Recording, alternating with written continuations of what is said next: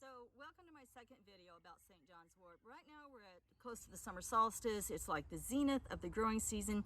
All of our energies are like frenzied right now, and we feel like we're going in 1,000 different directions at once, especially if you grow your own food, if the kids are out of school, if you're trying to can and jar things and make up your own medicines, your own tinctures and balms and salves. Wow, you're crazy busy right now. There's nothing better to bring you back to your center and calm your feathers down than St. John's wort. So the first part of this video, I spend a lot of time pointing her out to you the way that she looks to me on the side of the road, which is where I'm having to harvest her this year. I'm not going to go through another winter without my St. John's wort. So I'm going to show you how to make, I showed you a tincture already. Now I'm going to show you the steps in making an oil for St. John's wort. She's great if you're on a long trip and you're finding that your nerves are frazzled with each other or the children or whatever. Get out in a safe place, go looking around, not the side of the road, but one of those rest areas. Get out, go looking around. That alone is going to break up tension. But if you happen to find a St. John's wort shrub, pick you off a little posy of it.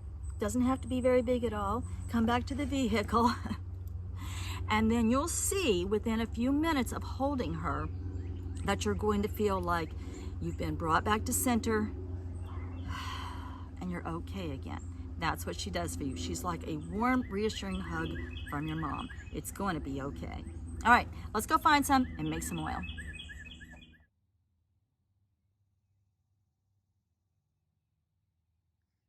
Good morning. So this morning, I just wanted to catch this St. John's wort in the morning sun. I wanted you guys to recognize this on the side of the road, like where I get mine. So this is like a little shrub about, she's probably 2.5 to 3 feet tall, and she's got these beautiful little petals on her, these 5-petaled flowers, and she's got this look to her like she's yellow trying to go orange. That's that red chemical compound on the inside of her that you're after. This is your fresh plant matter. You see how it just kind of grows here in a strip. And this is just growing on the side of the road. Look at this, look at this. Look at her this morning. She is just, look at that color.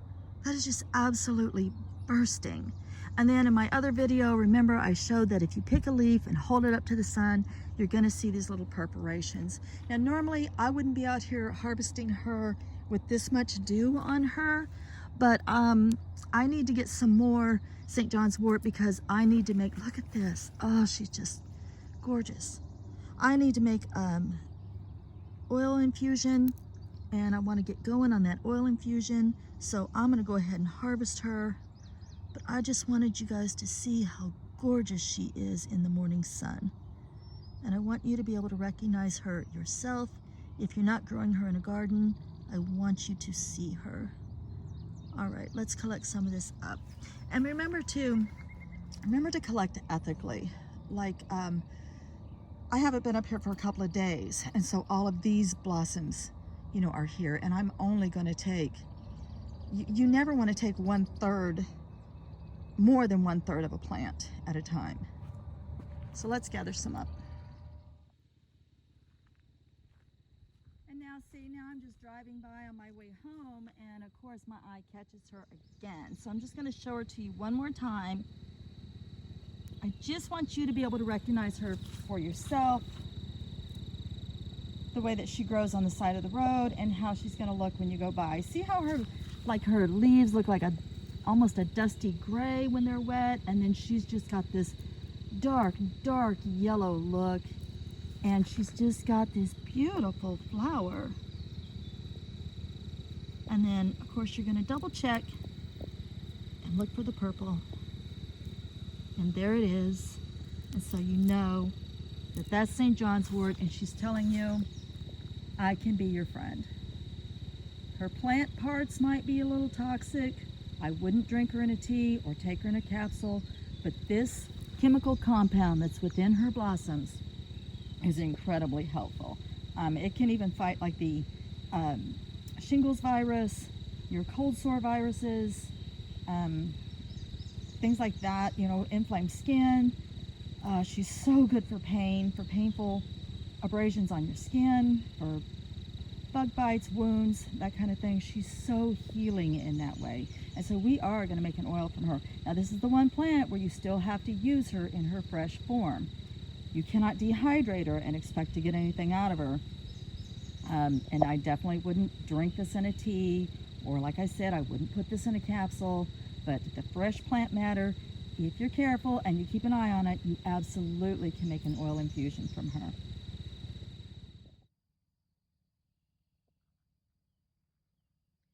And now see how you recognize her? See how you're starting to recognize that color? Look at that deep, deep color. See that? This is right by my house. And I know for a fact that the man who owns this field doesn't spray it. He doesn't do anything with it. It's just a wild field. So I'm very comfortable collecting it here. Had this be growing next to a hay field where I've seen the farmers spray, or I've smelled spray in the area, I won't collect from there. I just don't want any chemicals on my St. John's wort. I'm using this as a plant ally. I don't want to bring more toxic chemicals into my body. I'm very confident about this spot, and so I can harvest from here.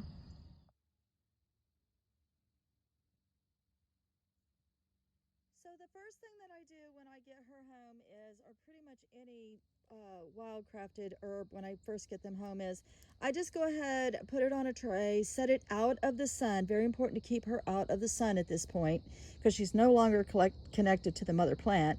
So the sun is no longer her friend. Now the sun would start degrading her. I set her outside for about 10 or 15 minutes of alone time, and that's just to give all the insects a chance. Don't ask me how they know, but they know that she is no longer connected to the mother plant, and so the insects will go away. They just leave.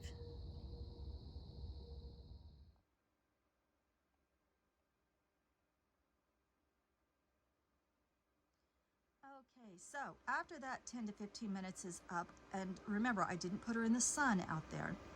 I bring her inside because I feel certain that most of the insects, or pretty much all the insects, have left and gone back home at this point.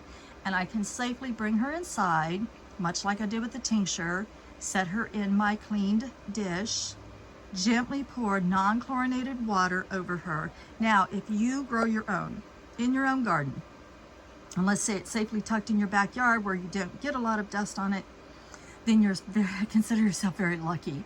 Mine, I just now moved a plant into my garden, and so I have to collect mine from the side of a dusty road, and I don't want all that road dust in my medicine.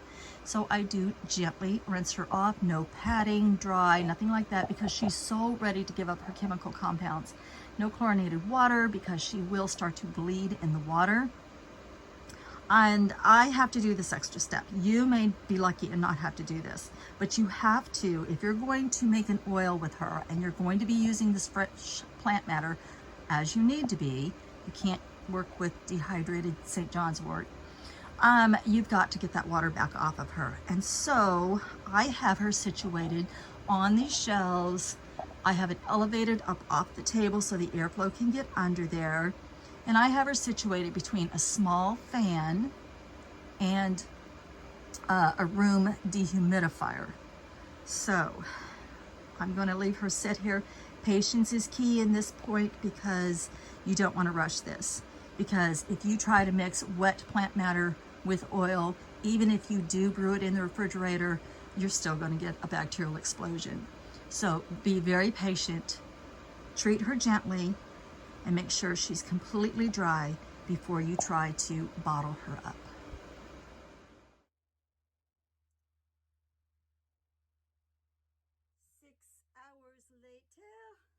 Actually, finally, I'm at the easy point where you can actually make the oil. So now my plant matter is dry, not dehydrated, but dry.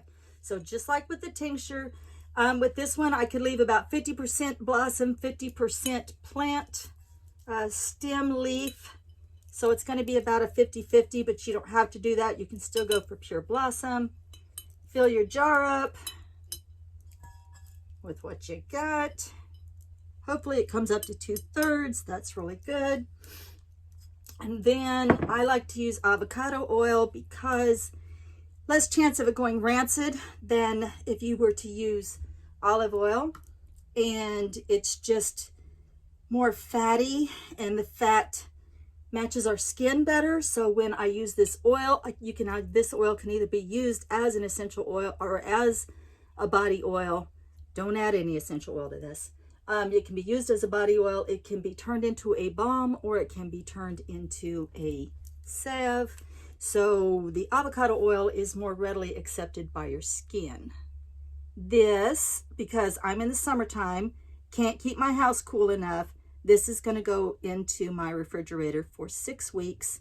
Now, this one, I wish I would have had more plant matter, but be all right. This one, you do want to keep an eye on it. You do want to check on it. You do want to shake it around occasionally. And you're still going to get that nice red color. But you just need to keep this in a dark, cool place. Make sure that you label it up so you know where you got it. That it was, if it was wildcrafted, grown in your garden, whatever, what ingredients are in there, which is nothing more than common St. John's wort and avocado oil, and the date that you bottled it up. In 6 weeks, you should be able to decant this, which means strain out the plant matter, and then you're going to have this amazing St. John's wort incredible herbed oil. That's good for so many things. I like to make it for a fever blister, sticks, and oh my gosh, you can just turn it into a balm. You can turn it into a salve. Anyways, just make sure that your label has everything on here. You're going to try and keep this in the refrigerator for up to 6 weeks before you strain it off and decant it, the oil. However, you do need to keep an eye on this because this is fresh plant matter and oil. You're going to keep an eye on it, even though you've got it in the refrigerator. So, which is where I'm going to have to keep mine. If you've got a cool, dark place, you don't have to keep it in the fridge. You could keep it in that cool, dark place, but mine's not cool enough for that. And just keep an eye on it. Check it probably after that first week. Go ahead and start checking it. I check mine daily just to make sure. You don't want to see any, if I didn't mention it, you do want to fill this to the brim so that nothing up here oxidizes. But when you have this in the refrigerator and you're brewing it, you want to check it for any mold. And if you should see a little tiny bit of mold on top and you can skim that off, go ahead and do so, and then immediately decant your oil. But if you have forgotten about it and then you go to check it and the mold is starting to grow down into your oil, it's ruined, and don't beat yourself up about it. Just learn from it and try again, and don't give up, because you absolutely can do this. All right, guys. Well, finally, we got to this part.